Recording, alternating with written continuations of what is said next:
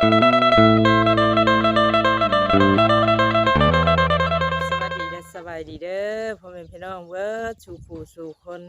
ก็ยินดีต้อนรับเข้าสู่ช่องสาวนวลอีกแล้วพ่อแม่พี่น้องเนาะ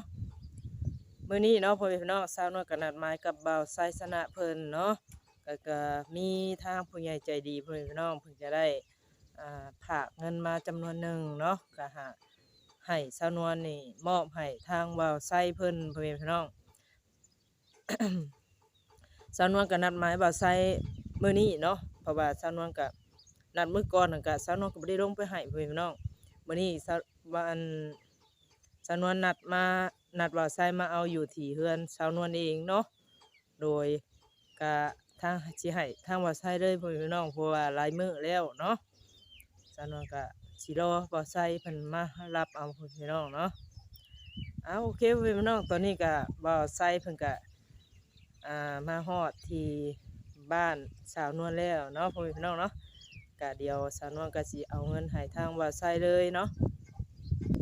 หลังจากนั้นสาวนวลก็สิลงไปเบิ่งผู้ใดผู้พี่น้องพูนเนาะทางบ้านน้องน้ำพ่อแม่พี่น้องก็คือว่าห้องน้ำก็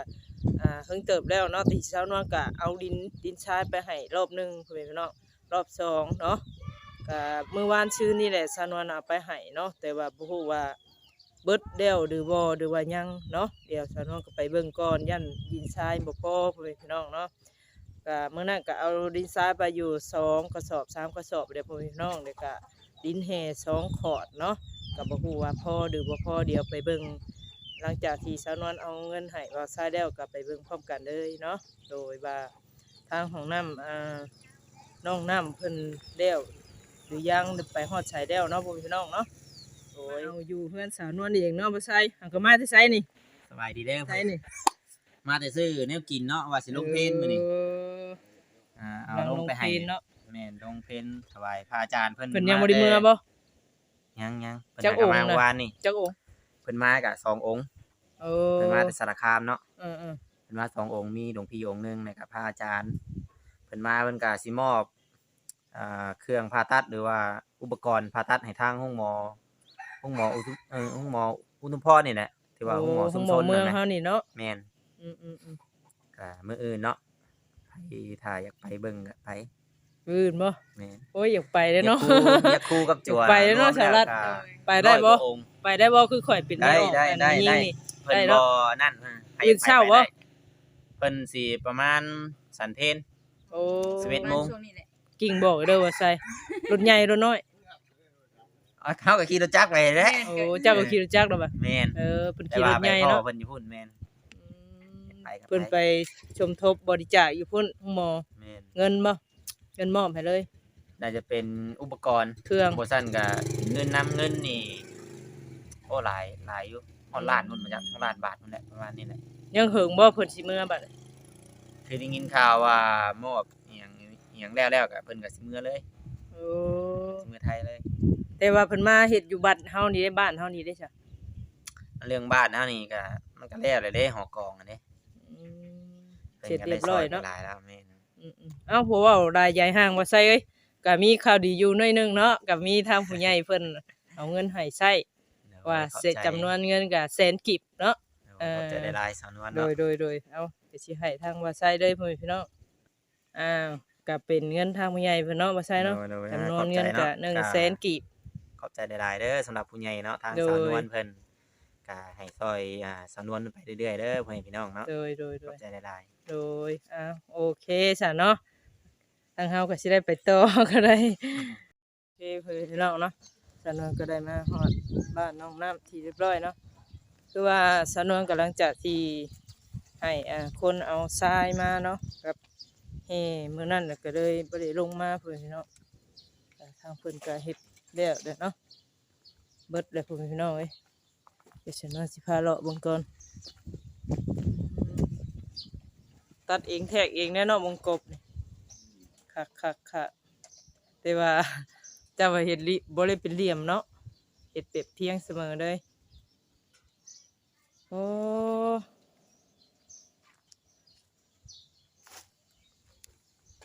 คักแล้วจิกเรียบร้อยพี่น้องพอ นี่ก็คือว่าท่ออากาศเนาะ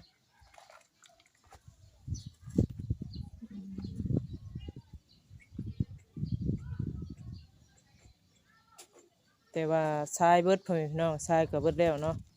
ก็ต้องได้ซื้อทรายมาเพิ่มเติมอีกเนาะก็บ่ฮู้ว่าสิยังจักสอบอีกเนาะจำนวนก็เลยเพราะว่าเอามา2รอบแล้วพ่อแม่พี่น้องตกอยู่6 7กระสอบนี่แหละประมาณนี้แหละแต่ว่ากระสอบเต็มเนาะดินเฮก็ประมาณอยู่5กระสอบพ่อแม่พี่น้องเดี๋ยวสาวนวลก็สิไปค้นคว้าเรื่องทรายก่อนเนาะเพื่อเอามาให้เพิ่นเฮ็ดต่ออีกพ่อแม่พี่น้อง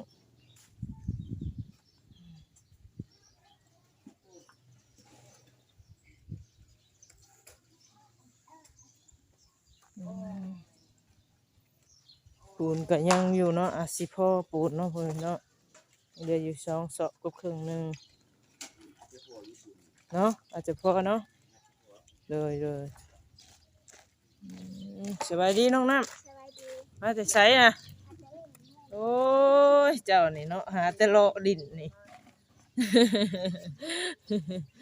เออเป็นอะไรเป็นไข่บ่ในตัวไข่จังมือเลย เอาเป็นเมื่อวานนี่ค่ะเก็บบัว เจ็บหัวโอ้หักบ่หอนในเนาะกินน้ำได้ๆกินน้ำอุ่นต้มน้ำอุ่นกินเด้อหักไข่นี่เลยบ่ตอนนี้ ไข่ ไข่นี่เลยเออมันหัวลมออกเนาะสบายดีเด้อมันตู้เด้อพังหญ้าปลูกพุ่นบ่พังหญ้าน่ะ ปลูกนี่แหละ ออกบ่แล้วบ่ ออกได้นะ อืม เจ้าของออกไปแล้ว เลยปลูกแตงนะมื้อนี้นะโอ้มันก็งามได้เอาขี้งัวใส่เนาะอืมเป็นผักกาดบ่นี่นะกาบถั่วคือหวานไปจังซั่นน่ะเออคักแล้วอืมปลูกแตงหมักถั่วเลยอืม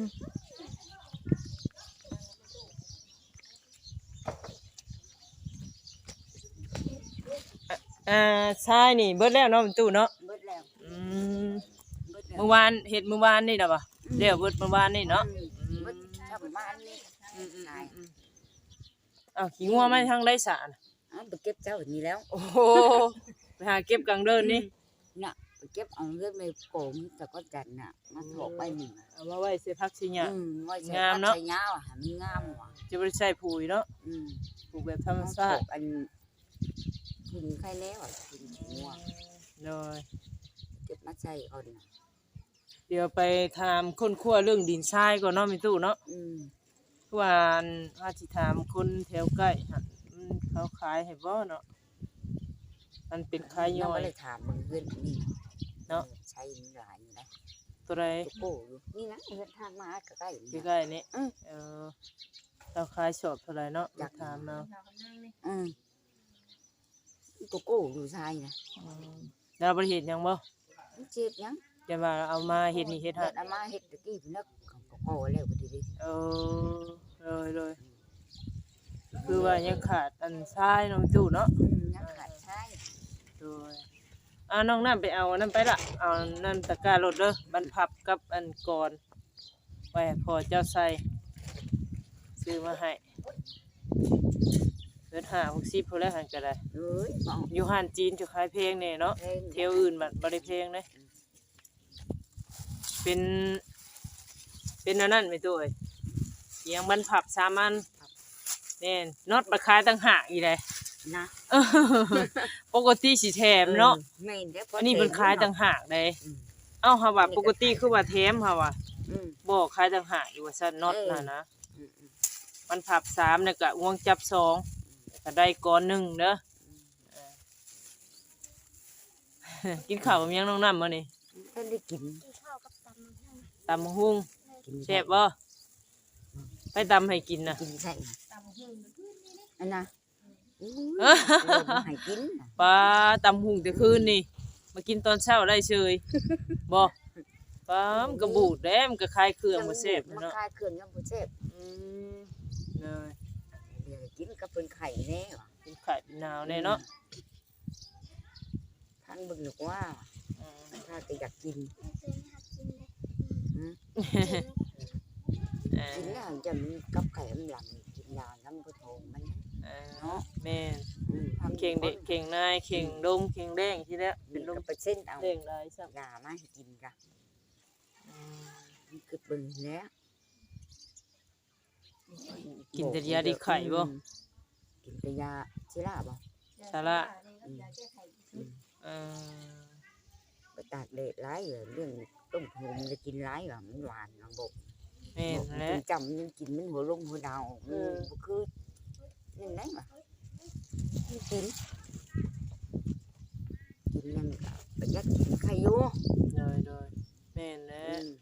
กินยาตุงจองตุงแล้วมื้อใหม่กินอีกไข่อยู่นี่กินได้กินมั่มๆนั่น เลย นี่แล้วมันเจ็บเป็นมาแม่ก็บ่มี บ่ได้หาหยังเนาะ ไปหาอย่างกับกินบ่พึ่งไม่เท่าไปหาในไม่มันบ่มี บ่มีแล้วช่วงนี้มันคือตะกี้ เนาะ เนาะ เพิ่นว่ามีก็มันสิไปบ่ได้น้ำคานี่เนาะ ย่างบ่ไหวเลย ย่างบ่ไหวแล้ว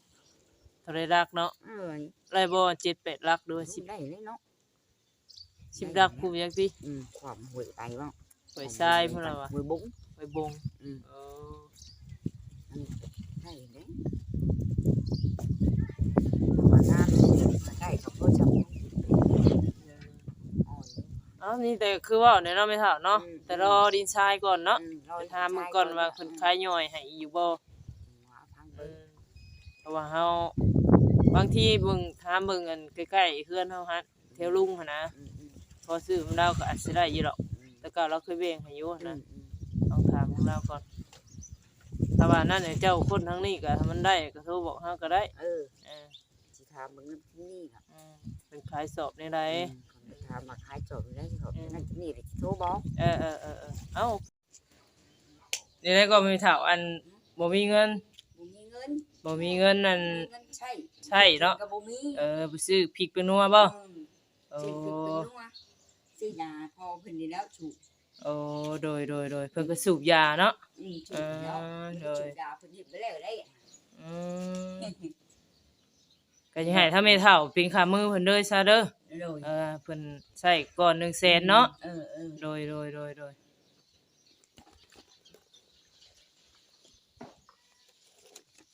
เอาล่ะน้องน้ำ มีตักเนาะ เลย100,000กิเนาะก็ให้เพิ่นไปใช้ซอยซะใช้จ่ายเนาะโดย พอได้ใช้ได้จ่ายพอ โดย มีสิได้ล่ะมันงอดแม่ขอชุบดาวแม่ขอชุบดาวผู้นี้แหละ โอ้โหโดยเอาโอเคสำเร็จเท่าเนาะโดยก็ให้เพิ่นใช้ซะเด้อน้องน้ำเนาะ ดีใจบ่สิได้ห้องน้ำน่ะใกล้สิเริ่มเสร็จแล้วบัดนี้เนาะเนาะดีใจบ่ได้ไปไกลปกติไปทางใดทงหัวทงนาบ่โอเคซะเฮาก็สิได้กลับก่อนเนาะเอาก่อนนี่มาให้ก่อนแล้วก็เรื่องขาดเคินก็คือว่าทรายยังบ่พอเนาะ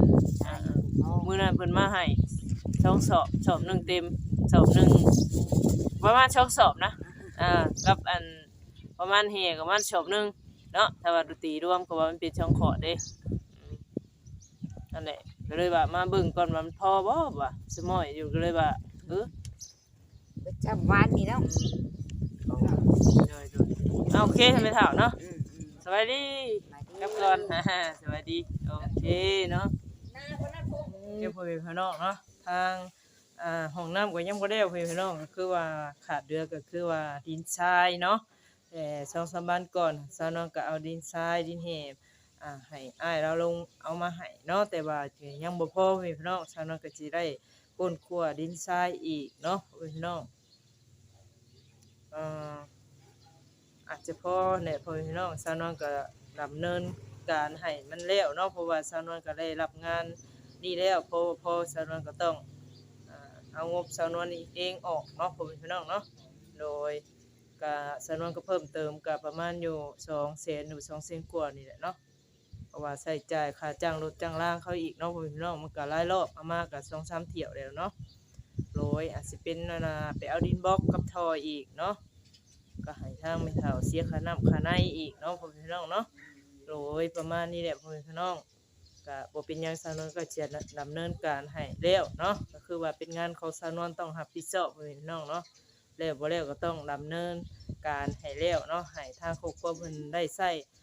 ได้ซอยต่อไปเนาะโดยโอเคพ่อแม่พี่น้องสำหรับคลิปนี้ก็สาวนวลก็สิได้อำลาพาจากทุกๆคนไปก่อนเนาะไว้พอสาวนวลคลิปหน้าขอกล่าวคำว่าสบายดี